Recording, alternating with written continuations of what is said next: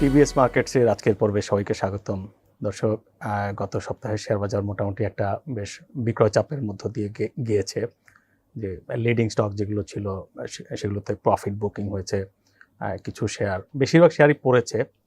তো এরকম একটা সময়ে আমরা আমাদের স্টুডিওতে আজকে আমন্ত্রণ জানিয়েছি জনাব আব্দুল মুক্তাদি, চার্টার্ড ফিনান্সিয়াল অ্যানালিস্ট। ওনাকে আপনারা সবাই চেনেন।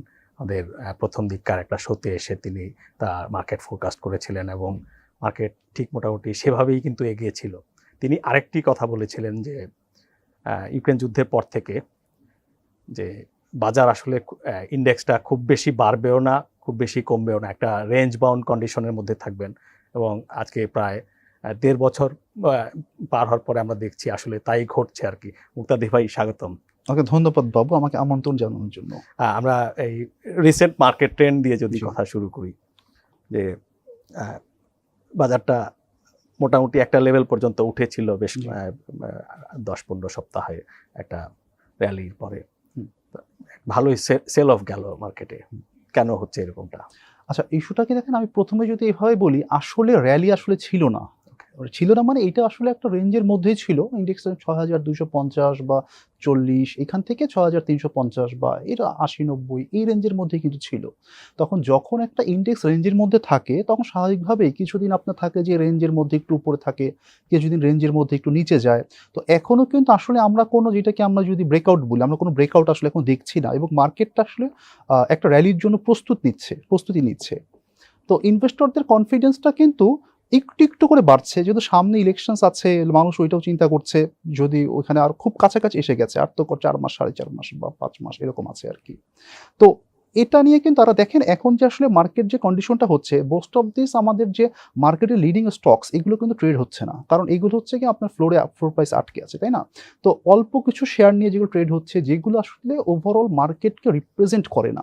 তো এইসব শেয়ার যদি আসলে খুব বেশি বাড়ে তখনও কিন্তু ইন্ডেক্স খুব একটা বাড়ে না, কারণ ইন্ডেক্সের কন্ট্রিবিউশন খুব কম এইসব স্টকে।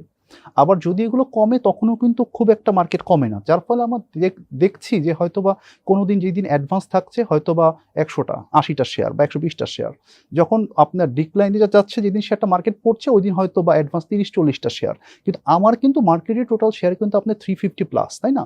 তো আসলে কিন্তু আর মার্কেট যখন পড়ছে আমরা দেখছি একদিন ইন্ডেক্সের হয়তো শেয়ারের দাম পড়ছে, একটা শেয়ারের দাম হয়তো কোনোগুলো দেখছি আমরা যে বামে সার্কিটে হিট করছে, হল্টেড হয়ে যাচ্ছে, কিন্তু আপনি দেখবেন যে ইন্ডেক্স মোটামুটি 15-20 পয়েন্ট, এর বেশি কিন্তু মুভমেন্ট হয় না, কারণ এর বেশি মুভমেন্ট হওয়ার এখনো মার্কেটের মধ্যে অ্যাকচুয়ালি আসলে সুযোগ নেই। কারণ টোটাল যে শেয়ারগুলো এখন ট্রেড হচ্ছে আমরা যদি দেখি, এই শেয়ারগুলো আসলে মার্কেটের খুব ছোট অংশ, তো এগুলো আসলে ইন্ডেক্সকে মুভ করে না, ঠিক আছে? তো এজন্য আসলে আমি বলবো যে আসলে মার্কেট যে ফল করছে জিনিসটা এরকম না। কিছু ইন্ডিভিজুয়াল, কিছু ক্ষুদ্র শেয়ার, এগুলো আসলে কিছু আছে যে আসলে যেহেতু মানুষ ভালো শেয়ারগুলো ট্রেড হচ্ছে না, অথবা আমাদের বিনিয়োগকারীদের একটা ঝোঁক থাকে যে যেই শেয়ারটা বাড়ছে আমরা ওদিকে যাই, স্পেকুলেশনটা তো আমাদের মার্কেটে খুব বেশি।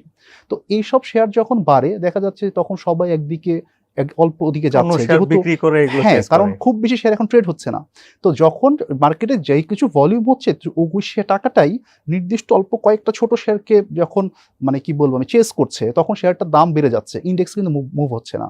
আবার যখনই ওইটা ছেড়ে মানুষ আরেক দিকে যাচ্ছে দামটা কিন্তু পড়ে যাচ্ছে। বা অনেক ক্ষেত্রেই এইসব কোম্পানি বা অনেকগুলো কোম্পানির বা কিছু কোম্পানি আসলে ফান্ডামেন্টালি যে খুব ভালো স্ট্রং আমি কিন্তু সেটা বলবো না, কিন্তু এখন আসলে মানুষ যাবে কোথায়, যেহেতু স্পেকুলেশনটা হাই, যেদিকে বাড়ছে মানুষ ওই দিকেই যাচ্ছে। তবে হোপফুলি যে আমরা শর্ট টার্মে বলবো না, শর্ট টার্মে মার্কেট হয়তো বা কিছুটা কারেকশন হতে পারে, আবার অল্প কিছু বাড়তে পারে, খুব বেশি মুভমেন্ট হবে এরকম আমি এখন আশা করছি না। কিন্তু একটু মিড টার্মে যদি আমরা চিন্তা করি, তো সেক্ষেত্রে কিন্তু মার্কেটে আমি বলবো যে বড় ধরনের র্যালি নেওয়ার জন্য কিন্তু প্রস্তুত হচ্ছে। আমাদের কিন্তু মনে করেন দেখেন যে খারাপ যে আমাদের সিনারিওগুলো ছিল সবগুলো কিন্তু আস্তে আস্তে করে কেটে যাচ্ছে। আমরা ইকোনমি নিয়ে খুব বেশি চিন্তার মধ্যে ছিলাম একসময়, স্পেশালি যদি বলি যে আমরা আমাদের ডলারের রেট কী হবে, ফরেক্স রেট কী হবে, এটা নিয়ে খুব বেশি আমরা চিন্তিত ছিলাম। এটা কিন্তু একটা জায়গায় এসে কিন্তু এখন থেমে গেছে। আমরা যদি হিস্টোরিক্যালি দেখি, যেমন আপনার ডলারের দাম যখন আমার ছিল কত, হয়তো বা 72-73 টাকা ছিল, সেখান থেকে বেড়ে কিন্তু 83 বা 84 হিট করলো, এটা মনে হয় 12 সাল বা এরকম হবে। তো 83-84 হিট করার পরে দাম কমে কিন্তু 78.5 টাকার মতো স্টেবল হয়েছিল, মানে জিনিসটা আপনার যখন বাড়া শুরু করলো ডলারের রেটটা তখন আপনার ওভারশুট করেছিল। সিমিলারলি যখন আপনার সেখান থেকে আপনার আবার ওই 78.5 যদি আমি ইকুইলিব্রিয়াম প্রাইস ধরি, সেখান থেকে যখন বাড়া শুরু হয় তখনও কিন্তু 87-88 বা এরকম একটা দামে হিট করে, সেখান থেকে আবার কমে 84.5 বা 84 টাকায় প্রাইসটা এস্টাবলিশ হয়। তো সেখান থেকে এখন বেড়ে কিন্তু আমরা দেখলাম যে কার্ভ মার্কেটে তো প্রায় 120 টাকার কাছাকাছি ডলারের দাম চলে গিয়েছিল, আর তখন আমাদের ব্যাংকগুলোর রেট অনেক কম ছিল। এখন ব্যাংকের রেট আপনি দেখবেন যে আস্তে আস্তে করে বাড়তে বাড়তে কিন্তু এখন 109 টাকা 10 টাকা এরকম একটা রেঞ্জে ব্যাংকগুলোর ডলারের রেট চলে গেছে। অন্যদিকে কার্ভ মার্কেটের রেটটাও খুব কাছাকাছি, ডিফারেন্স খুব কম। আর আরেকটা জিনিস হিসাব করে যে আপনার আমাদের ট্রেডিং পার্টনার যারা আছে 15টা দেশ বা এরকম বা 10টা দেশ, তাদের সাথে ওদের কারেন্সি অনুযায়ী আমাদের কারেন্সির ভ্যালু কত হওয়া উচিত, তো সেটাও কিন্তু এখনো মোটামুটি আমাদের আসলে কাছাকাছি আছে। তো সব দিক দিয়ে যেটা দেখা যাচ্ছে যে ডলারের রেট মোটামুটি স্টেবল হয়ে গেছে। এখন ডলারের রেটে স্টেবল না হওয়ার কারণে বা হঠাৎ করে বেড়ে যাওয়ার কারণে আমাদের ইকোনমিতে কিন্তু সিভিয়ার ইম্প্যাক্ট পড়ছে। আমরা দেখি যে সবকিছুর দাম বেড়ে গেছে, ইনফ্লেশন রেট, হ্যাঁ, এবং গভর্নমেন্ট ডিসক্লোজ রেটই তো আপনার 9% প্লাস আমাদের ইনফ্লেশন রেট। তো ইনফ্লেশন যে বাড়লো কয়েকটা ধাপে বেড়েছে, যেমন গ্লোবাল কমোডিটি প্রাইস আগে বেশি ছিল, দেন হচ্ছে গিয়ে বড় ধরনের ইম্প্যাক্ট ফেললো যখন আমাদের ফুয়েল প্রাইস যখন বেড়ে গেল। তো আমাদের যখন কমোডিটি যেগুলো মনে করেন, আমাদের যে কমোডিটিগুলো কিন্তু এক জায়গা থেকে যে মুভ করে, তখন তো যেগুলো হচ্ছে গিয়ে আমি বলবো যে খুব দামি প্রোডাক্ট না, ওইসবে কিন্তু ফ্রেট কস্টটা খুব বেশি যায়। তো সেক্ষেত্রে ডিজেলের দাম যখন বাড়ে বা হচ্ছে কি আপনার অকটেন পেট্রোলের দাম যখন বাড়ে, তখন কিন্তু কমোডিটি প্রাইসে বড় ধরনের এখানে একটা ইম্প্যাক্ট ফেলে। আর থার্ড ওয়ান হচ্ছে গিয়ে যখন ফাইনাল ব্লোটা হলো, যখন এক্সচেঞ্জ রেট বেড়ে গেল, ডলারের দাম দেখেন 85 টাকা থেকে দাম বেড়ে হয়েছে ধরলাম 110 টাকা বা পার্সেন্টেজ যদি আপনি দেখেন, কিন্তু ইম্পোর্টেড গুডস যে দেখবেন আপনি দাম কিন্তু অলমোস্ট অনেক কিছুর দাম ডাবল হয়ে গেছে। তো ডাবল হওয়ার কারণটা কি? কারণ হচ্ছে কি বেসিক্যালি ইম্পোর্ট করা যাচ্ছে না। কারণ হচ্ছে কি আমাদের যেহেতু ডলারের ক্রাইসিস ছিল, গভর্নমেন্ট একটা স্টেপ নিয়েছে যাতে হচ্ছে গিয়ে ইম্পোর্টটা আমরা কম করি। অবশ্যই আমি বলবো এটা আমাদের জন্য দরকার ছিল, তখন এটা খুবই গুরুত্বপূর্ণ ছিল। অনেকের অসুবিধা হয়েছে, বাট ওভারঅল এটা অসুবিধা মানে কি দেখেন, আমি যদি সব ডলার তখন খরচ করে ফেলতাম তাহলে তো আমার শ্রীলঙ্কার মতো অবস্থা হতো, তাই না? আমরা যে ডলারটা তখন যে রেখে দিয়েছি, ওই জন্যই কিন্তু আমি ওই অবস্থাটাই কিন্তু আমাদের যেতে হয়নি। আমি বলবো অবশ্যই ভালো উদ্যোগ ছিল, কারণ আমাদের আগে যেটা হয়েছে দেখেন, আমাদের কিন্তু সবসময় ট্রেড ডেফিসিট থাকে। বাংলাদেশ হচ্ছে এক্সপোর্টের থেকে ইম্পোর্ট বেশি হয়, রেমিটেন্স যেটা আসে ওইটা দিয়ে আমরা কাভার দিই, কারেন্ট অ্যাকাউন্ট মোটামুটি আমাদের একটা পর্যায়ে থাকে। কিন্তু ইম্পোর্ট এত বেড়ে গিয়েছিল আমাদের গত বছর, যার ফলে কিন্তু আমার দেখা যাচ্ছে আমরা ট্রেড ডেফিসিট কিন্তু আমরা কাভার করতে পারিনি। আমাদের যেখানে 45 বিলিয়ন প্লাস ছিল আমাদের হচ্ছে গিয়ে বাংলাদেশ ব্যাংকের রিজার্ভ, ফরেক্স রিজার্ভ, সেখান থেকে তো আমরা দেখলাম যে এখন তো 30-এর কাছাকাছি, বা হচ্ছে কি আপনার অনেক আরো কমে যাবে। তো এই সবগুলো বিষয় কিন্তু আমাদের উপর যে প্রেশারটা ছিল, এটা কিন্তু মোটামুটি আমরা কাটিয়ে উঠেছি। আমাদের এক্সপোর্টে কিন্তু এখন বাড়ছে, আমরা দেখছি যে ইউতে কিন্তু বাংলাদেশ দেখলাম যে এবার মনে হয় প্রথমবারের মতো আরএমজি এক্সপোর্টে আমরা ফার্স্ট হয়েছি। প্লাস হচ্ছে গিয়ে ইউএস বায়ারও চিন্তা করছে যে তারা হচ্ছে গিয়ে চায়না থেকে সরে এসে অন্যান্য যে দেশগুলো আছে, বাংলাদেশ, ভিয়েতনাম, ইন্ডিয়া, এইসব জায়গা থেকে তারা প্রকিউর বেশি করবে। তো এটা কিন্তু আমাদের জন্য খুব বড় একটা সুযোগ। এবং ওভারঅল ওয়ার্ল্ড মার্কেটে কিন্তু আমরা দেখছি যে ডলারের ডোমিনেন্সটা কমে যাচ্ছে আগের থেকে। কারণ হচ্ছে গিয়ে মানুষজন ডলারের উপর যতটা আস্থা রাখছিল আগে, এখন সেখান থেকে আমরা দেখছি যে অন্য কারেন্সিতে কিন্তু বাইলেটারাল ট্রেডগুলো হচ্ছে, চেষ্টা করছে। অনেকে এখন রেনমিনবির দিকে যাচ্ছে। ইভেন আমরা বাংলাদেশেও কিন্তু ইন্ডিয়ার সাথে আমরা রুপিতে ট্রানজেকশন আমরা শুরু করেছি। জিনিসগুলো কিন্তু ডলারের ডোমিনেন্সটা একটু করে কমে যাচ্ছে। প্লাস ব্রিক কান্ট্রি চেষ্টা করছে তারা যদি এখন নতুন একটা কারেন্সি তারা আনতে পারে, এরকম আর কি। তো সবকিছু মিলে আমি মনে হয় না যে বাংলাদেশের মানে আমাদের যে বড় বিপদগুলো ছিল ইকোনমিতে, ওগুলো আমরা মোটামুটি কাটিয়ে উঠেছি। তো এই প্রশ্নটাই যখন আসে তখন স্বাভাবিক আমাদের মনে প্রশ্ন আসে, তাইলে আমাদের মার্কেট কেন পড়ে আছে, তাই না? মার্কেট কেন পড়ে আছে? তো এই জিনিসটা কিন্তু দেখেন আমার ইকোনমি কিন্তু আরেকটু যদি বলি, দেখেন আমি একটু মানে সিম্পল করে বলি, আমরা যে সবাই সেলফোন ইউজ করি, এই টোটাল সেলফোন উৎপাদন আগে বাংলাদেশে বলতে গেলে কিছুই হতো না, সব ইম্পোর্টেড ছিল। এখন আমার 98% সেলফোনই বাংলাদেশে হয়, শুধুমাত্র হাই এন্ড খুব ভালো যেগুলা সেগুলা ছাড়া। সেকেন্ড ওয়ান মোটরসাইকেল, সেলফোনের পর এখন মোটরসাইকেলও মোটামুটি আমরা যা ব্যবহার করি বাংলাদেশে সবই প্রায় বাংলাদেশি হয় এখন, খুব এক্সপেন্সিভ গুলো ছাড়া কয়েকটা 5 লাখ 7 লাখ টাকার বাইক যেগুলো ওগুলো ছাড়া সব বাংলাদেশি হয়। থার্ডলি যদি আমি এখন দেখলাম, আমরা কিন্তু এখন গাড়ি উৎপাদন করছি। আগে আমাদের এখানে শুধু হতো প্রগতি করতো, খুব বেসিক কিছু মডেল করতো, হাই এন্ড কিন্তু আমরা কখনো এরকম করে করিনি। এখন কিন্তু বাংলাদেশে হুন্ডাই গাড়ি ম্যানুফ্যাকচার হচ্ছে, মিৎসুবিশির কিছু কিছু মডেল হচ্ছে, পিএইচপি একটা করছে, প্রোটন, হ্যাঁ প্রোটন গাড়ি হচ্ছে, তো স্কেলে না বাট তারা ভ্যালু এডিশন বাড়াচ্ছে। তো এরকম করে কিন্তু দেখেন এখন কিন্তু বাংলাদেশে গাড়ি উৎপাদনের জন্য একটা পলিসি করা হয়েছে, যে জিনিসটা মোটরসাইকেলের জন্য করা হয়েছিল আজ থেকে হয়তো বা 7-8 বছর 10 বছর আগে, তখনই কিন্তু মোটরসাইকেল শিল্প আমাদের এখানে একটা বিপ্লব হয়েছে। এখন কিন্তু গাড়ি শিল্পও কিন্তু হচ্ছে। তো এরকম করে আমি দেখি একটা একটা করে কিন্তু আমাদের এখানে শিল্পায়ন কিন্তু মানে আমাদের যে জিনিসগুলোকে ইম্পোর্ট করতাম সেগুলি এখন কিন্তু আমরা এখানে প্রডিউস করছি, অথবা Exactly. সেগুলো আমরা এখানে সংযোজন করছি, তাতে আমাদের ভ্যালু এডিশনের পরিমাণ বেড়ে যাচ্ছে এবং আমাদের কিন্তু ফরেন কারেন্সি ডিপেন্ডেন্সি কিন্তু কমে যাচ্ছে। এবং আমাদের কিন্তু তারপর যদি আমরা দেখেন আমাদের একটা সময় ইলেকট্রিসিটি ছিল না, এখন আমাদের ইলেকট্রিসিটি কিন্তু আমাদের অনেক বেশি এক্সেস আছে। এবং হ্যাঁ, মাঝখানে ইলেকট্রিসিটি আমরা মানে সেটা পাইনি, fuel কারণ দিতে সেটা হচ্ছে পারছিল ফুয়েল না দিতে তাই। পারছিল না, ফুয়েলের কস্ট ছিল ইনস্টল ওইসব কারণে। ক্যাপাসিটি আছে। তো সবকিছু মিলে কিন্তু আসলে বাংলাদেশ আমি বলবো যে দুর্বার গতিতে এগিয়ে যাচ্ছে, কিন্তু মার্কেট কিন্তু ভাই আমরা দুর্বার গতিতে পিছিয়ে যাচ্ছি, তাই না? তো এটা কারণ কি? আমি যদি বলি যে প্রথম কারণ কি, আসলে আমাদের ইকোনমি যেসব জিনিস ড্রাইভ করে আমার মার্কেটে সেই সব জিনিসের প্রেজেন্স নাই। মার্কেটে কিন্তু আমাদের আসলে দেখেন খুব ভালো কোম্পানি কিন্তু আসলে খুব বেশি না। 350 যদি বলি, তার থেকে আপনি হয়তো 50টা, 60টা, 70টা, এর থেকে বেশি আপনি আসলে ভালো কোম্পানি পাবেন না। তো এই কোম্পানিগুলো কিন্তু আমরা দেখেছি যে আমাদের চেয়ারম্যান স্যার শিবলি স্যার আসার পরে উনি কিন্তু বেশ ভালো ভালো কিছু কোম্পানি নিয়ে আসছিলেন।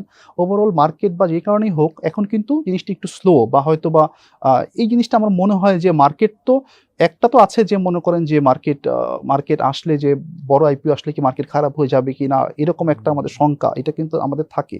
কিন্তু ভালো শেয়ারের কিন্তু দরকার আছে। ভালো শেয়ার যদি না আসে আমরা বিনিয়োগ করব কোথায়? এবং আমাদের ইকোনমি যে গ্রোথ হচ্ছে ওইটার পার্টিসিপেন্ট কিন্তু আমাদের সাধারণ বিনিয়োগকারীরা কিন্তু হতে পারবেন না। ঠিক আছে, যদি রেলেভেন্ট কোম্পানিগুলো লিস্টেড না হয়। রিয়েল কোম্পানি, ভালো ভালো কোম্পানি যদি না আসে, এখন যদি এখানে ফেয়ার টেকনোলজি যদি মার্কেট লিস্টেড থাকতো, বা আপনি যদি এখানে যে ফেয়ার ইলেকট্রনিক্স যদি মার্কেটে লিস্টেড থাকতো, মোটরসাইকেল কোম্পানিগুলো রানার ছাড়া তো অন্য কেউ নাই, তাই না? তো এদেরকে যদি আমরা মার্কেটে আনতে পারতাম, তাহলে এইসব কোম্পানি বা সেক্টরের যে গ্রোথগুলো হচ্ছে এগুলো কিন্তু আমাদের সাধারণ মানুষরা কিন্তু এখান থেকে আপনার পার্টিসিপেট করতে পারতো। তো এখন আমরা সবসময় বলি যে ভালো শেয়ার কিনুন, ভালো শেয়ারে বিনিয়োগ করেন, কিন্তু দেখেন আমরা ইন্ডিয়ার সাথে কম্পেয়ার করি, ইন্ডিয়া তো আপনি ওদের সবগুলো ভালো কোম্পানি মার্কেটে listed, almost all of them. আপনি যেই প্রোডাক্টটা আপনি দেখবেন যেটা ভালো লাগবে ওটা আপনি মার্কেট থেকে কিনতে পারবেন। আমরা এখানে তো আমরা ওরকম আসলে ওষুধ কোম্পানি ছাড়া কিন্তু খুব বেশি ওরকম আসলে আমরা তাও ওষুধেও টপ 10 এ এখনো অনেকগুলো আছে। হ্যাঁ, আমি বলবো যে ইনসেপ্ট এখনো মার্কেটে নাই, আমাদের হেলথ কেয়ার মার্কেটে নাই, রেডিয়েন্ট নাই, অ্যারিস্টো ফার্মা নাই, ভালো ভালো অনেক কোম্পানি এখন ওষুধে নেই, এগুলো আসতে পারে। তারপরেও ওষুধ শিল্পটা আমাদের মোটামুটি মানে টপ অনেকগুলো কোম্পানি আছে, যেটা কিন্তু অনেক সেক্টরের ক্ষেত্রে আসলে আমাদের নেই। তো এই অ্যাপারেলসে নাই। কোম্পানিগুলো আসলে দরকার। আমাদের তো মূল আসলে বাংলাদেশের ইন্ডাস্ট্রি তো আসলে অ্যাপারেল, আরএমজি মূল যদি আমি বলি একদম, সেখানে অ্যাপারেল কিন্তু আসলে গার্মেন্টস ম্যানুফ্যাকচার যারা আরএমজি প্রডিউস করে ওইসব কোম্পানি মার্কেটে লিস্টেড। আইটি খাতেও নাই। আইটিতে আপনার যে সফটওয়্যার এক্সপোর্ট করছে ভালো ভালো প্রতিষ্ঠান, হ্যাঁ, অনেক ভালো ভালো কোম্পানি আছে, তারা আসতে আইটিতে পারতো। অনেক ভালো কোম্পানি আছে, কিন্তু এরা কিন্তু আসছে না। অনেক কারণ আছে, তার মধ্যে একটা হচ্ছে লোন পাওয়াটা বাংলাদেশ ইজি, কিন্তু এই লোনটা যখন না দিতে পারে তখন যে মানে রেজাল্টটা কি খারাপ হয়, যদি হঠাৎ কোনো কারণে যদি তার একটা দুইটা যদি কিস্তি বা বাদ পড়ে যায়, বা কোনো 6 মাস 1 বছর যদি তার যদি ব্যবসা খারাপ যায়, তখন এটা কিন্তু অনেক কোম্পানির ক্ষেত্রে দেখা গেছে। তো সব দিক চিন্তা করে আসলে মনে হয় যে উদ্যোক্তারা চিন্তা করতে পারেন যে মার্কেটে আসার জন্য। আর সেকেন্ডারি মার্কেট যদি মুভমেন্ট বলি, সেটা হচ্ছে গিয়ে মিড টার্মে আমার মনে হয় যে এটা এখন সামনে ইলেকশনস আছে, ইকোনমিক আমি যদি বলি যে যেইগুলো আমাদের চিন্তার কারণ ছিল যে সেগুলো কিন্তু অনেকটা কেটে যাচ্ছে। ম্যাক্রো ইকোনমিক ফ্যাক্টর, তাতে কিন্তু সবকিছু মিলে আমাদের মার্কেট কিন্তু বড় ধরনের একটা র্যালি মিড টার্ম থেকে লং টার্ম মানে আমি বলবো না ভাই 10 বছর পর কি হবে, 10 বছর তো তাই না, মানে আমি বলছি যে মনে করেন আগামী 1 বছর, 1.5 বছর, 2 বছরের মধ্যে কিন্তু মার্কেট বড় ধরনের এখান থেকে র্যালি হওয়ার সুযোগ আছে। তো বিনিয়োগকারী ভাইদেরকে বলবো যে আপনারা কিন্তু ভাই হতাশ হবেন না। মার্কেট এখন যে মার্কেটটা যাচ্ছে এটা কিন্তু স্পেকুলেশন করার সময় না, এখানে হচ্ছে গিয়ে ধীর স্থির করে বিনিয়োগ করার সময়। যে আপনি এখন দেখতে হবে যে কোন জিনিসটা মানে এখন যেমন 2020 সালে আমরা যে শেয়ারগুলো মানে কিনেছিলাম বেছে সেই শেয়ারগুলো থেকে কিন্তু আপনার 21 সালে বা 20 সালে বা 21 সালে খুব ভালো রিটার্ন এসছে। এখন কিন্তু ওইরকম একটা শেয়ার, ওইরকম একটা পর্যায়ে আছে, এখন মার্কেট ফ্লোট দেওয়া আছে। এবং চেয়ারম্যান স্যার তো উনি তো বারবার বলছেন, বিসেক থেকে বলা হচ্ছে যে ভালো একটা পর্যায়ে না যাওয়া পর্যন্ত ফ্লোট তোলা নিয়ে কোনো আসলে তাদের কোনো চিন্তাভাবনা নেই। তো তাতে এর থেকে কম দামে যেগুলো ফ্লোরে আছে ভালো কোম্পানির শেয়ার, এর থেকে কমে পাওয়া যাবে এটা কিন্তু আসলে পসিবিলিটি খুব কম। তো এ সময় যদি বিনিয়োগ করা যায়, এখান থেকে কিন্তু একটু মিড টার্মে খুব ভালো ধরনের বেনিফিট করার সুযোগ আছে, যেটা কিন্তু প্রতিদিন শেয়ারের পিছনে দৌড়ে যে আজকে ওই শেয়ারটা বাড়লো ওটা বেশি দামে কিনলাম, আবার কালকে ওইটা বাড়লো ওইটা কিনলাম, আবার এটাই লস হচ্ছে ওইখানে প্রফিট হচ্ছে, বা আরেকটাই লস হচ্ছে, সব মিলে কিন্তু নেটে কিছু থাকছে না, বরং দেখা যাচ্ছে মার্কেট 15 পয়েন্ট পড়লে আহাজারি শুরু হয়ে যাচ্ছে যে ভাই এখন কি করব বা কি অবস্থা, তাই না? ফেসবুকের গ্রুপগুলোতে আমরা যেরকম অবস্থাটা দেখি আর কি। তো এরকম কিন্তু আসলে প্রতিদিন কিন্তু আসলে কান্নাকাটিরও দরকার নাই, প্রতিদিন আসলে খুব খুশি হওয়ার দরকার নেই, তাই না? এখন আসলে স্পেকুলেটিভ মার্কেট না, আমাদের বুঝে শুনে মনে হয় যে অবস্থাটায় মুভ করা উচিত। লম্বা সময়ের জন্য একটু একটু লম্বা লম্বা বললে তো আসলে আমরা পছন্দ হয় না, আমি বলবো যে একটু মিড টার্মের জন্য আসলে এখন বিনিয়োগ করলে এগুলো আসলে একটু দেখে দেখে যদি একটু ভালো শেয়ার কম দামে আছে যেগুলো, এগুলো কিনতে পারি, এখান থেকে মনে হয় যে খুব ভালো রিটার্নের সুযোগ আছে। আপনি সবসময় কম দামের কথাটা বলেন, আমরা অনেক দিন ধরেই আপনার কাছ থেকে এই শিক্ষাটা পাই। যেমন আমার মনে আছে খুব খারাপ সময় আপনি ম্যাক্সন স্পিনিং এই শেয়ারটা 6 টাকা অ্যারাউন্ড এক সময় আপনি কিনেছিলেন। এই শেয়ারটা তখন কিন্তু আর্নিংস বা এগুলো নিয়ে মার্কেটে এই শেয়ারগুলোর কথা আমরা কারো কাছ থেকে কেনার পরামর্শ পাচ্ছিলাম না। What was the investment case right then? আচ্ছা দেখেন, তখন আসলে কি আমি এটা বলছেন সেটা সম্ভবত 2016 বা 2017 সাল ওরকম সময় আর কি। তো তখন আমাদের পোর্টফোলিওতে, আমি তো সবসময় ইনস্টিটিউশনাল পোর্টফোলিও ম্যানেজ করি বা করতাম, বড় ধরনের আমাদের হাতে ফান্ড ছিল। তখন আমার যেটা মনে আছে আমরা প্রায় 1 কোটির মতো শেয়ার কিনেছিলাম তখন ম্যাক্সনের আর কি। তো ওর থেকে খুব বেশি কিনতে পারতাম না, কারণ 5% এর বেশি আবার আমরা যেতে পারি না, 5% এর কম কিনতে হয় শেয়ার। তো তাতে কিন্তু তখন দেখছিলাম যে আপনার কোম্পানিটা যেমন তখন আপনার ওদের গ্যাস পাচ্ছিল না, ওদের একটা প্লান্ট, এবং হচ্ছে গিয়ে ওদের লোনের টাকা পেমেন্ট করতে পারছিল না। সবকিছু মিলে একটা মার্কেটে একটা খারাপ অবস্থা ছিল, যেখান থেকে আমি হিসাব করে দেখলাম যে এখান থেকে কিন্তু যেরকম অবস্থা আছে তাতে এখান থেকে সামনে তখন কিন্তু আপনার যে সুতার দাম তখন বাড়ছিল, তো সেখান থেকে একটা ভালো একটা গেইনের সুযোগ আছে। তো ওই সময় আসলে শেয়ারটা কিনেছিলাম। তো ওভারঅল আই থিঙ্ক যে এরকম পর্যায়ে যখন আপনি একটা শেয়ার কিনবেন, যখন শেয়ারটার প্রতি আসলে সাধারণ মানুষের ইন্টারেস্ট নাই, বা ইন জেনারেল সাধারণ মানুষ মানে বলছি মার্কেটের ইন্টারেস্ট নাই, খুব ভলিউম কম হচ্ছে পার্টিকুলার টাইমে, তখন এগুলো আসলে খুব ধীরে ধীরে শেয়ার কিনতে হয়। যেমন আমার যদি 1 কোটি শেয়ার কেনার টার্গেট থাকে, আমি হয়তো কোনোদিন শেয়ার পেয়েছি 20,000, কোনোদিন হয়তো 1 লাখ, কোনোদিন 2 লাখ, আস্তে আস্তে করে শেয়ারগুলো আসলে একটা প্রলং পিরিয়ড ধরে, হয়তো আমি 2 মাস ধরে শেয়ার কিনেছি, 3 মাস ধরে শেয়ার কিনেছি, 2-3 মাস করার পরে তারপরে যখন আপনার মার্কেট ভালো হওয়া শুরু করলো, তখন স্বাভাবিকভাবেই মোস্ট অফ দ্য শেয়ারের দাম বাড়ে। আর সেই সব শেয়ারে তখন যদি পজিটিভ যদি আর্নিং আসতে থাকে, যেমন তখন পজিটিভ আর্নিং এসেছিল, তো আর্নিংস, তখন শেয়ারগুলো আরো বেশি মুভমেন্ট থাকে, তখন ভলিউম হয়। যখন শেয়ার ভলিউম হবে তখন কিন্তু আপনি আবার শেয়ার বিক্রি করতে গেলে আপনার খুব একটা সমস্যা হবে না, এবং মার্কেটে খুব একটা ইম্প্যাক্টও পড়বে না। নাহলে হয় কি, যখন বিগ ভলিউম আপনি শেয়ার কিনবেন তখন বিক্রি করতে গেলে হয়তো আপনি যদি বেশি প্রেশার দিয়ে সেল করতে যান, শেয়ারের দামটা পড়ে যায়, আপনারই লোকসান। হ্যাঁ, আমারও লোকসান, প্লাস মার্কেটের জন্য তো এটা খারাপ। আমার সেল দিয়ে যদি আরেকজন ক্ষতিগ্রস্ত হয়, এটা তো আমি তো মানে আমি বলবো যে আমার মানে ইন্টিগ্রিটিতে জিনিসটা আসলে ঠিক ম্যাচ করে না, যে আমি আসলে মার্কেটকে ফেলে দিচ্ছি আবার মার্কেটকে কিনছি, এই জিনিসগুলো আসলে প্র্যাকটিসগুলো আমি কখনো করি না, আর কখনো আসলে করতে চাই না, আমার এথিক্সের সাথে জিনিসগুলো আসলে যায় না।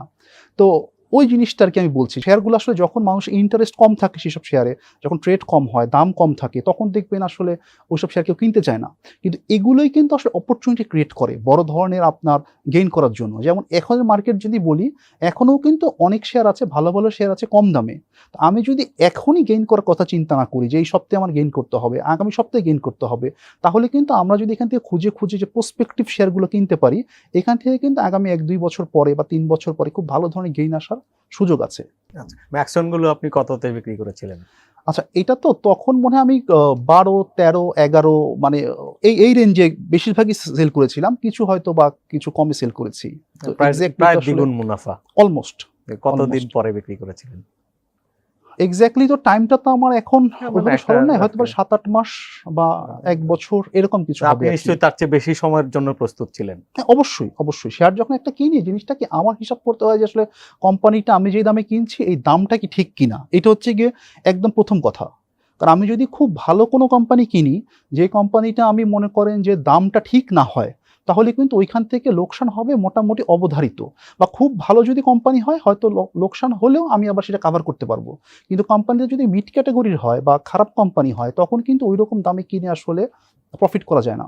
কিন্তু অন্যদিকে আপনি যদি একটা মিড ক্যাটাগরির কোম্পানি যদি কম দামে কিনতে পারেন, সেখান থেকে কিন্তু প্রফিট করার চান্স আপনার খুব হাই পসিবিলিটি থাকে।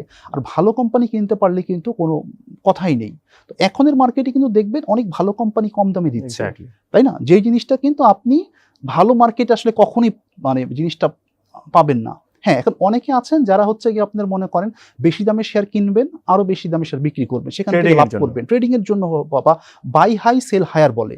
আর আমরা কিনি হচ্ছে গিয়ে বাই লো সেল হাই, কম দামে শেয়ার কিনবো, যে শেয়ারটার প্রসপেক্ট ভালো, তারপরেও ভুল হবে, লস হবে, সব শেয়ার তো আর আপনার সব শেয়ারে লাভ হবে না। কিন্তু দেখা যায় একটা যদি পোর্টফোলিও তৈরি করেন 10টা শেয়ারের, তো সেখান থেকে যদি একটা শেয়ার যদি খুব ভালো রিটার্ন দেয়, 3-4টা যদি মাঝামাঝি রিটার্ন দেয়, বাকিগুলো যদি আপনার ব্রেক ইভেন হয় বা লসও হয়, ওভারঅল কিন্তু আপনার পোর্টফোলিও রিটার্নটা অনেক ভালো আসবে, তাই না? তো আসলে আমরা ওইভাবে জিনিসটা চিন্তা করি আর কি। আপনার মার্চেন্ট ব্যাংকে, আপনার প্রিভিয়াস মার্চেন্ট ব্যাংকে আপনি একটা এসএমই কোম্পানি কিনেছিলেন। আপনার সাথে আমার তখন কথা হয়েছিল যে এই কোম্পানিটা এসএমই কোম্পানি, এত ছোট কোম্পানি কেন আপনি কিনছিলেন? নিয়ালকো, আমার যতটুকু মনে পড়ে যে আপনি বলছিলেন আমাকে যে তার যে ব্যালেন্স শিটে আমি দেখতে পেয়েছি তার একটা ভালো ইনভেন্টরি আছে, যেটা ইনভেন্টরিটার দাম সামনে বেড়ে যাবে। এই গল্পটা যদি বলেন। আচ্ছা অ্যান্ড উই হ্যাভ সিন যে এটা আপনার কিনা দামের চেয়ে অনেক বেশ 5-6 গুণ পর্যন্ত উঠেছিল উইদিন ইয়ার। আচ্ছা, ওইটার কেস ছিল কি, দেখেন কোম্পানিটা যখন বাজারে আসে তখন আমি প্রসপেক্টাসটা অ্যানালাইসিস করি। আমরা সবগুলো কোম্পানি যখন আসলে বাজারে আসে বা যখন আমাদের কোনো কোম্পানি প্রসপেক্টিভ মনে হয়, আমরা তখন ডিটেলস দেখি, প্রসপেক্টাস দেখি, অ্যানুয়াল রিপোর্ট দেখি, কয়েক বছরের রিলেটেড যত নিউজগুলো পাওয়া যায় আমরা সবগুলো নিউজ দেখি। তো দেখে মনে হচ্ছে যে না, বেসিক্যালি কোম্পানিটা ছোট, কিন্তু ওরা ব্যবসা করতে এসছে। মানে অনেকগুলো কোম্পানি থাকে আমাদের খারাপ এক্সপিরিয়েন্স আছে মার্কেটে, যারা আসলে তারা আসে শেয়ার ব্যবসা করতে। বিজনেস, রাইট, বিজনেস মোটিভ তো এরকম থাকে না। তো দেখে বোঝা হচ্ছিল যে না, আমার কোম্পানিটা আসলে ব্যবসা করতে এসছে এবং বিজনেস মোটিভটা ভালো, এবং স্পন্সরদের ব্যাকগ্রাউন্ড দেখলাম, তো সবকিছু দেখে আমার মনে হচ্ছে মোটামুটি ভালো, এবং কোম্পানিটা অনেকটা ট্রেডিং টাইপ বিজনেস করে। মানে এখানে কিছু তারা আপনার কি বলবো আমি, মানে প্রসেস করে, কিন্তু জিনিসটা খুব বেশি না, খুব বেসিক টাইপের আর কি। তো তারপর তখন হচ্ছে ডলারের দামটা বাড়া শুরু করছিল, এবং ওদের কিন্তু তখন র মেটেরিয়াল ছিল অনেক টাকার কেনা। তো আমি হিসাব করলাম আমরা যে যেহেতু র মেটেরিয়াল যখন ডলার তারা কিনেছে র মেটেরিয়ালটা, তখন এটার দাম ছিল হয়তো বা 85 টাকা, আর মার্কেটে তো ডলারের দাম তো অনেক বেড়ে যাচ্ছে, তা বিক্রি করার সময় বেশি প্রফিট আসবে, এবং তাদের এইখানে আপনার যেরকম প্রফিট হবে, এবং আমার যেটা মনে হয়েছে যে তাদের স্পন্সররা এখানকার অনেস্ট, বা একদম অনেস্ট কিনা এটা আরও ভবিষ্যতে বলা যাবে। মানে আমার যেটা তখন অ্যাজাম্পশন ছিল যে না, স্পন্সরদের আমি হিস্টোরিক্যাল কোনো এরকম খারাপ কোনো আমি ব্যাকগ্রাউন্ড দেখিনি। আর ছোটো কোম্পানি যখন হয়, এখানে কিছু রিস্ক আপনি নিতেই হবে। মানে আপনি যদি একদম টপ কোম্পানি কিনেন, ব্যাড বিস বা স্কোয়ার ফার্মা, তখন জিনিসটা একরকম। আর আপনি যখন ছোটো একটা কোম্পানি কিনছেন বা মিড ক্যাটাগরি কোম্পানি কিনছেন, তখন জিনিসটা অন্যরকম। আপনার বুঝেই নামতে হবে যে ভাই এখানে কিন্তু রিস্ক ইনভলভ, লস হতে পারে। আর ইনফ্যাক্ট আপনি তো পোর্টফোলিওর মধ্যে খুব বেশি অংশ এগুলোতে ইনভেস্টমেন্ট করবেন না, তাই না? তো তারপর ওভারঅল আই ওয়াজ রাইট, এবং তখন হচ্ছে কি এসএমই থেকে আপনার মার্কেটে খুব বেশি মানে আপনার ভলিউম হওয়া শুরু করে। যখন আমি শেয়ারগুলো কিনছিলাম তখন যেমন আপনার শেয়ারগুলো তখন মানে মার্কেটে ট্রেডই হতো খুব কম, ট্রেড খুব কম হতো, 16-17 টাকার দিকে বোধহয় আরো আপনি কম, এভারেজ আর কিনেছিলেন। এবং এই শেয়ার আমি এটাও মনে আছে যে 10-11 টাকায় নেমে গেছিল। 10-11 টাকা। তারপর তো শেয়ারের দাম মনে হয় তখন, আমি হয়তো এতদিন রাখতে পারতাম না যে এতটা বড় সেল অফ, প্রায় 30%, 25% এর মতো ফল ছিল তাহলে এটা। আরো হয়তো 50%, 33 বা 34 হবে, 35 এরকম হবে আর কি। তো সেখান থেকে শেয়ারের দাম কমার সময় কি আপনি আরো কিনেছিলেন? কমার সময় কি আমি শেয়ার কিনতে চাচ্ছিলাম, কিন্তু কমার সময় আসলে ভলিউম ছিল না। ওকে। ভলিউম ছিল না, তো শেয়ার আসলে চাইলেও খুব বেশি যে কিনতে পারতাম ওইরকমও না। মানে চেষ্টা করেছিলাম, খুব বেশি পাওয়া যায়নি। তো সেই শেয়ারটা যখন আপনার বাড়া শুরু করলো, তখন আসলে আপনার তো একটা ইয়ে থাকে যে শেয়ারটা আসলে যখন আপনি দেখছেন যে পোর্টফোলিওতে শেয়ার দাম ডাবল হয়ে গেছে, 3 গুণ হয়ে গেছে, 4 গুণ হয়ে গেছে, তাই না? আপনি আসলে কতদিন শেয়ারটা রাখবেন? ওইটাই আসলে আমি বলব যে মানে ওইটাই আসলে ইয়ের পরিচয় দিতে হয়, যে আসলে আপনার প্রুডেন্সের পরিচয় দিতে হয়, যে এই দামটা কি আসলে আপনার জন্য ঠিক আছে কিনা, নাকি শেয়ারটা আরও বাড়বে, 5 গুণ হবে কিনা, 10 গুণ হবে কিনা। তো আমার একটা সময় মনে হচ্ছিল যে না, ঠিক আছে, শেয়ার দাম 80 টাকা হয়ে গেছে, 80 টাকার পর ঠিক আছে, দাম হয়তো 150 হতে পারে, 200 হতে পারে। কারণ জিনিসটা হচ্ছে কি আপনার এই টাইপের ছোট কোম্পানি যেগুলো আছে, আর্নিং সারপ্রাইজ থাকতে পারে, এবং যেহেতু নাম্বার অফ শেয়ার কম, অল্প টাকা যদি আপনার শেয়ারে এইসব জায়গায় যদি আপনার ইনভেস্ট করা হয়, দেখা যাচ্ছে যে শেয়ারটার দাম অনেক বেড়ে যায়। বা যখন মানুষের মধ্যে হাইপ থাকা শুরু করে, যেমন আমরা তো অনেক হিসাব করে কিনেছি। তো একটা শ্রেণীর বিনিয়োগকারীরা আমাদের মার্কেটে আছে যারা আসলে দাম বাড়তে থাকলে বা বাড়তে দেখলে কিনেন, এমনিতেই কিসের কিনবেন, দাম বাড়ছে সেটা কিসের পরে দাম কিনবেন, এই দাম সাপোর্ট করে কিনা, ওগুলো হিসাব থাকে না, তাই না? তো যখন শেয়ারের দাম আপনি 10 টাকা থেকে 80 টাকা হয়, তখন আসলে 8 গুণ, তাই না? তো 8 গুণ আসলে একটা শেয়ার আসলে ধরে রাখাটা ইজ রিয়েলি ডিফিকাল্ট। পুরো সময়টা অনেক শেয়ার হয় 10 গুণ হয়েছে, 12 গুণ হয়েছে, 15 গুণ হয়েছে, তাই না? কিন্তু পুরো সময়টা আসলে শেয়ারের সাথে থাকাটা ইম্পর্টেন্ট। আপনি যদি আর কি if you want to make early exit না নেওয়াটা। রাইট, আর্নিংস না, এবং এইটার জন্যই সবচেয়ে গুরুত্বপূর্ণ হচ্ছে কি কনভিকশন, যে আপনার বুঝতে হবে যে আপনি আসলে কি জিনিস কিনেছেন, এটার প্রসপেক্ট কি, কত পর্যন্ত যেতে পারে। শুধু প্রসপেক্ট বললে হবে না, কারণ ভ্যালুয়েশন করলে আপনি হয়তো এত দাম পাবেন না। কিন্তু জিনিসটা কি, যখন শেয়ার ট্রেন্ডে আছে তখন তো আপনার দেখতে হবে যে ট্রেন্ড মানে বয় ট্রেন্ড ইজ ফ্রেন্ড, যতক্ষণ পর্যন্ত আপনার ট্রেন্ড মুভ করবে ততক্ষণ পর্যন্ত it's better to B with the trend. আপনি নিয়ালকো কততে বিক্রি করেছিলেন পরে? এটা মানে 73-4 It's a great trade in a year. In year, right, in year. Right. এখন আমাদের শেয়ার বাজার একটা বড় উত্থানের প্রস্তুতি নিচ্ছে। কনভিকশন, যেমন আমি আমার রং কনভিকশনে পরে কিন্তু আমি হতাশ হই। রিসেন্টলি কয়েকটা শেয়ার মনে হচ্ছিল যে আরেকটু বাড়বে, I didn't book my profit and সব এখন আবার কেনা দামের কাছাকাছি চলে এসছে। এই ধরনের হতাশাগুলো থাকে। আচ্ছা, হতাশা মানে কি, দেখেন ভাইয়া, এখন একটা জিনিস কি ইনভেস্টমেন্ট, আর কি স্পেকুলেশন। যখন আপনি ইনভেস্ট করতে নামবেন, আপনার শেয়ারটা টোটাল আদ্যপান্ত সব জেনেই আসতে হবে, ঠিক আছে? তখন আসলে আপনার কনভিকশনটা ক্রিয়েট হবে যে না, আমি হচ্ছে গিয়ে ধরেন ওয়ারেন বাফেট যে কথাটা বলে, আমি আপনার সাথে শুরু হওয়ার আগে বলছিলাম যে আপনি যদি ইনভেস্টমেন্ট করেন, আপনার এর 50% পর্যন্ত লস করার আপনার ওইটা মানে হিসাবের মধ্যে থাকতে হবে। আমি যদি শেয়ারটা আজকে 100 টাকায় কিনি, 50 টাকাও যদি আসে এবং আমার কনভিকশন যদি হাই হয় শেয়ারটার প্রতি, এবং আমার কনভিকশন যদি আপনার ঠিক থাকে, you will buy even more, you should buy even more, তাই না? তো আপনি যেটা 100 টাকায় যদি বলে, আপনি যদি if you like it at 100, you should love it at 60 or 70, তাই না? তো জিনিসটা হচ্ছে ইনভেস্টমেন্টের সময় জিনিসটা খুব ইম্পর্টেন্ট। কিন্তু ট্রেডিংয়ের সময় আসলে আমরা যেটা মানে করি, একটা তো হচ্ছে কি আপনি যে চার্ট অ্যানালাইসিস ট্রেডিং এর করছেন, সময় আবার সেটা মনে রাখা যাবে না। না মনে রাখা যাবে, That would be a recipe for অন্য জিনিস। disaster. True. ট্রেডিং টোটালি অন্য জিনিস, এবং ওই জিনিসটা কিন্তু আমি ডিসকারেজ করছি না। কেউ যদি ট্রেডিং করে ভালো করতে পারেন, অবশ্যই মানে আমি বলবো যে জিনিসটা হচ্ছে গিয়ে আপনার প্রশংসার দাবি রাখে, তাই না? কিন্তু জিনিসটা হচ্ছে গিয়ে আমরা আসলে ইন জেনারেল বাংলাদেশে যেটা করি, ইনক্লুডিং আমাদের অনেক প্রফেশনালও তাই করেন, যে জিনিসটা হচ্ছে গিয়ে আমরা আসলে হোমজিক্যালি শেয়ার কিনি, বা শুনে শেয়ার কিনি, বা অমুকে শেয়ার কিনছে, তমুক শেয়ার কিনছে, এরকম শুনে শেয়ার কিনি, তাই না? তো এই জিনিসগুলো কিন্তু আসলে মানে আমাদের পরিহার করা উচিত। আমি যদি ট্রেডিং করতে চাই, আমার সুস্পষ্ট এখানে আমার পলিসি থাকতে হবে যে আমি শেয়ারটা কি হলে শেয়ারটা কিনবো, কি হলে শেয়ারটা বিক্রি করব, এবং আমার নির্দিষ্ট কিছু, আমি যদি টেকনিক্যাল অ্যানালাইসিস ভাষায় বলি, এখানে আমার কিছু ইন্ডিকেটরস থাকতে পারে, বা আমার এখানে কিছু আপনার ক্লাসিক্যাল চার্ট প্যাটার্ন আমি ফলো করতে পারি, তাই না? ট্রেডিং এও কেউ কন্ট্রারিয়ান, কেউ আবার ব্রেকআউট ট্রেড করে। হ্যাঁ, অনেক রকম আসলে স্টক মার্কেটে এখানে আসলে এই জিনিসটাই ঠিক, এরকম কোনো কিছু নাই। ইস্যুটা হচ্ছে গিয়ে যে স্ট্র্যাটেজি আছে অনেক রকমের। এখন আপনি কোন স্ট্র্যাটেজি ফলো করবেন, তাই না? এবং একই জিনিস আপনি যেমন ফান্ডামেন্টালে যদি বলি, এখানে আপনি কেউ গ্রোথ ইনভেস্টমেন্ট করে, কেউ ভ্যালু ইনভেস্টমেন্ট করে, তাই না? এবং এর মধ্যে গ্রোথ বা ভ্যালুর ভিতরেও যদি যাই আমি, এর ভিতরে অনেক সাব সেগমেন্ট আছে, এক একজন এক একভাবে করে। তো এই জিনিসগুলো কি আসলে আমি কোন স্ট্র্যাটেজিটি ফলো করছি এবং তাতে কি আসলে আমি দক্ষ কিনা, এই জিনিসটা আসলে গুরুত্বপূর্ণ। এবং আমাদের আসলে এই জিনিসগুলো, দক্ষতা যদি না থাকে তাহলে আমার দক্ষতা হয়তো অর্জন করতে হবে, আর নয়তো ফান্ড ম্যানেজারের কাছে যেতে হবে, যারা দক্ষ এবং যারা সৎ এবং ইন্টিগ্রিটি আছে তাদের কাছে, যারা প্রফিটটা করে আপনার সাথে প্রফিটটা শেয়ার করবে, এরকম ফান্ড ম্যানেজারের কাছে যেতে হবে। বড় উত্থানের প্রস্তুতি নিচ্ছে, তো আমরা স্বাভাবিকভাবে ধরে নিতে পারি যে লার্জ ক্যাপ যে সমস্ত স্ট্রং শেয়ারস, স্ট্রং ফান্ডামেন্টালস, যেগুলো ইল্ড ভালো, একটা প্রুভেন গ্রোথ রেকর্ড আছে, ইভেন স্টকেরও আপনার লং টার্মে একটা রিটার্ন রেকর্ড ভালো, এই শেয়ারগুলো থেকে ভালো একটা প্রফিট পাওয়া যাবে। আপনি বলছিলেন যে এগুলো খুব বেশি কমে যাবে, বা এই সুযোগ হয়তো পাওয়া যাবে না। তো এখন যদি আপনাকে 100 কোটি টাকা একটা ফ্রেশ ফান্ড দেওয়া হয় আপনার ওন ডিসক্রিপশনে, আপনি এটাকে কিভাবে ইউটিলাইজ করবেন? ইউটিলাইজ মানে কি, আমি very bullish about stock market, আমি তো যেটা বললাম একটু আগে। তো আমি আসলে 100 কোটি পুরো টাকাটা স্টক মার্কেট ইনভেস্ট করব। আমার এখানে আসলে ফিক্সড ডিপোজিট বা ট্রেজারি বন্ড বা অন্য কিছু আমি কোনো চিন্তাই করব না, প্রথম কথা। এখন 100 কোটি টাকা আমি একবার ইনভেস্টমেন্ট করব না, ঠিক আছে? তো আমার 100 কোটি ইনভেস্টমেন্ট করার জন্য আমি দেখব যে আমি কয়টা শেয়ার ইনভেস্ট করব। হতে পারে 10টা বা 15টা বা 20টা যাব না, হয়তো বা 10-15টা বা 8টা, এর ভিতরে হয়তো যাবো সে নাম্বার অফ স্টকস। বা লিকুইডিটি যদি না থাকে শেয়ারে, তখন হয়তো বা আরেকটু বেশি যাব। তখন এই শেয়ারগুলো আমি দেখব কোন শেয়ারটা আমি কোন দামে কিনতে চাই। এখন আমি যদি মনে করি না, ঠিক আছে, বর্তমান যে দামটা আছে এটাই ঠিক দাম, আমি এই দামেই কেনা শুরু করব, এবং তাতে যদি আমি মনে করি 100 কোটি টাকার মধ্যে 60 কোটি টাকা বা 70 কোটি টাকা বা 80 কোটি টাকা এখনই আমি কিনে ফেলার মতো, আমি হয়তো এখনই কিনে ফেলবো। বা যদি 100 কোটি আমি মনে করি না যে শেয়ারগুলো আমি কিনতে চাচ্ছি সেগুলো এই দামে কেনা যায়, আমি 100 কোটি এখনই কিনে ফেলবো।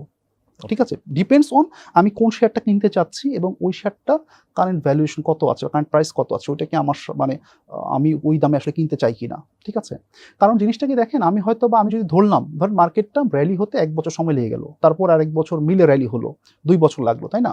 এখন 2 বছর আমি ফিক্সড ডিপোজিট করলে কত পাবো? 14%, কিছুই না, 15%। কিছুই না, তাই না? আর 100 কোটি টাকা যদি আপনি যদি স্টক মার্কেটে ভালো মতো ইনভেস্টমেন্ট করতে পারেন, 100 কোটি টাকায় 50 কোটি, এটা ইজি টার্গেট। সেটা হচ্ছে কি আপনি যদি মানে রাইট মোমেন্ট ইনভেস্টটা করতে পারেন। কিন্তু জিনিসটা আমি ধরেন এখানে আমি 6% 7% ইল্ড পাওয়ার জন্য আমি যদি এখানে এই র্যালির অর্ধেকটা আমার মিস করে যেতে হয়, এইটা কিন্তু আমার জন্য বড় ধরনের মানে অপরচুনিটি কস্ট। যে জিনিসটা হচ্ছে কি আপনি দেখবেন বড় যারা ভালো ইনভেস্টর তারা বলেন শেয়ার যদি আপনি কোনো শেয়ার তোমার পছন্দ হলে এখনই কিনে ফেলো, ওইটা আরেকটু কমে পাও বা এটা হবে কিনা তোমার যদি প্রাইস রেঞ্জে থাকে, তারা সবসময় সাজেস্ট করে কিনে ফেলার জন্য। কারণ কালকে এই শেয়ারটা আপনি কম দামে হয়তো নাও পেতে পারেন এবং আপনার অ্যাকচুয়াল লসের চেয়ে আপনার যে অপরচুনিটি যে লস হচ্ছে এটা কিন্তু অনেক স্টক সময় মার্কেটে অনেক এটা বেশি হতে সবসময় পারে। বড় পেন। এটা বেশি। আর জিনিসটা কি, আর সবার তো ইনভেস্টমেন্ট স্ট্র্যাটেজি এক না। আমার স্ট্র্যাটেজিটা আমি বললাম, হয়তো আরেকজন থাকতে পারেন উনি হয়তো ডাইভার্সিফাইড করতে চাইতে পারেন, বা হতে পারে ইভেনচুয়ালি যে আমার প্রেডিকশন ভুল হলো, ওনার ওইখানে বেনিফিট বেশি হতে পারে।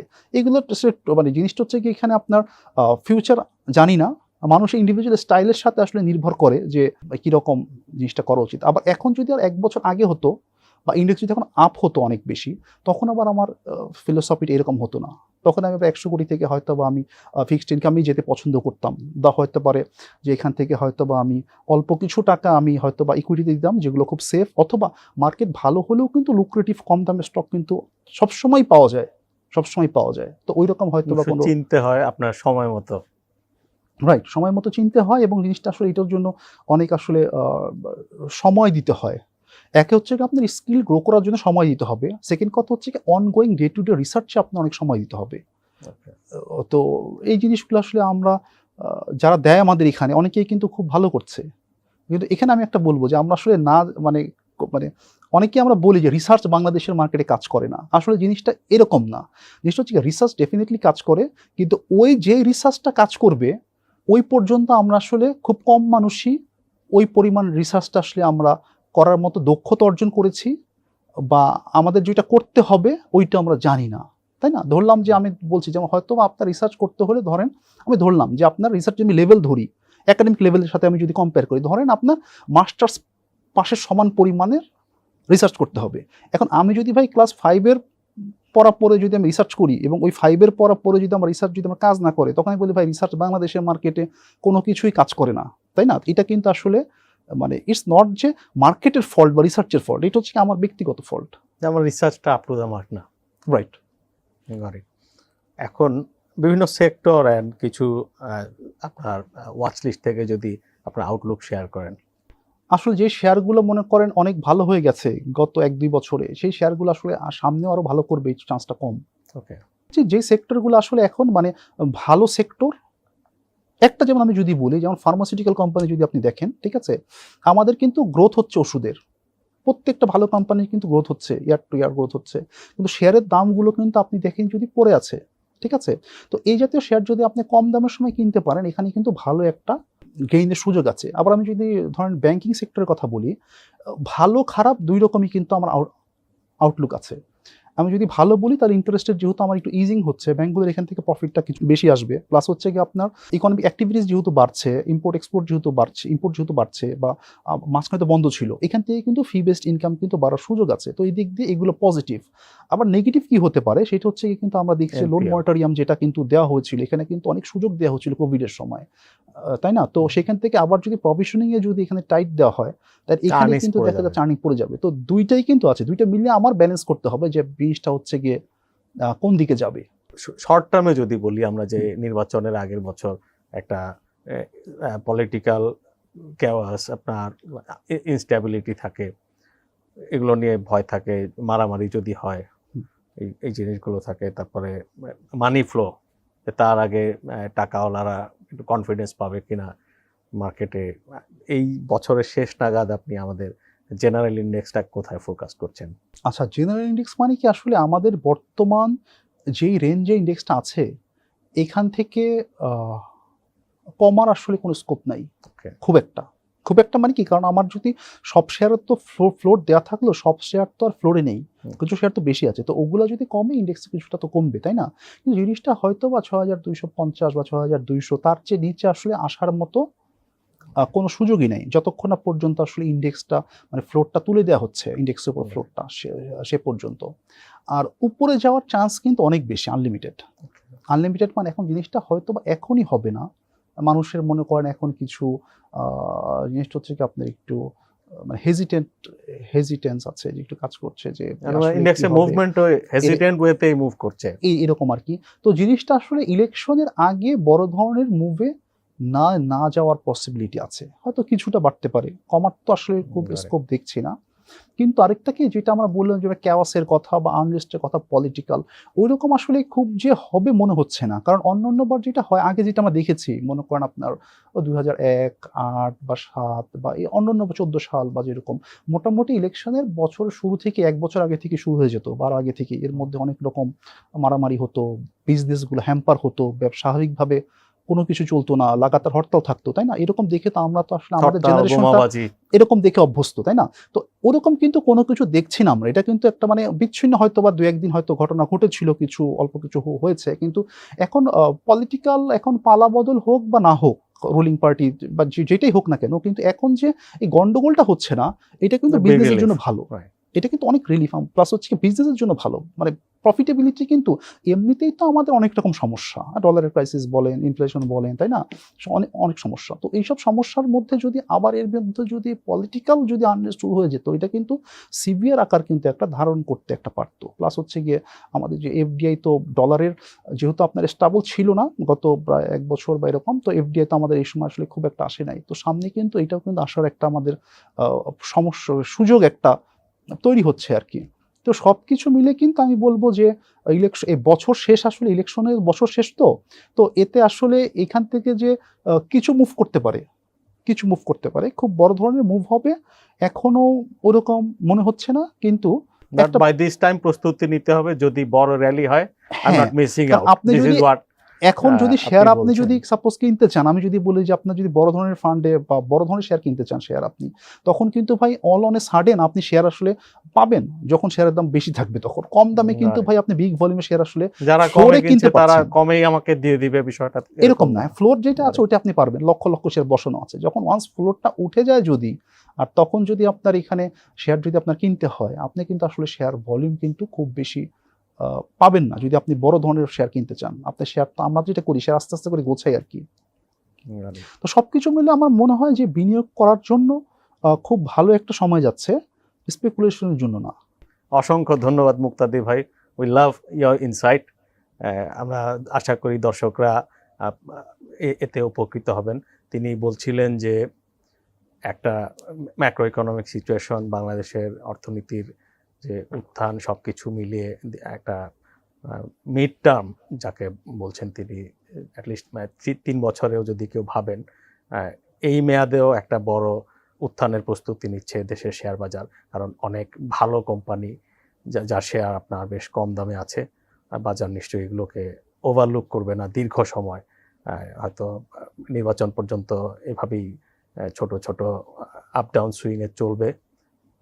নতুন বছরে বা হয়তো 1 বছরের মাথায় একটা বড় উত্থানের তিনি ফোরকাস্ট করছেন। বিনিয়োগে সুরক্ষিত বিনিয়োগ হোক, সুচিন্তিত হোক। পরের পর্বে দেখা হচ্ছে।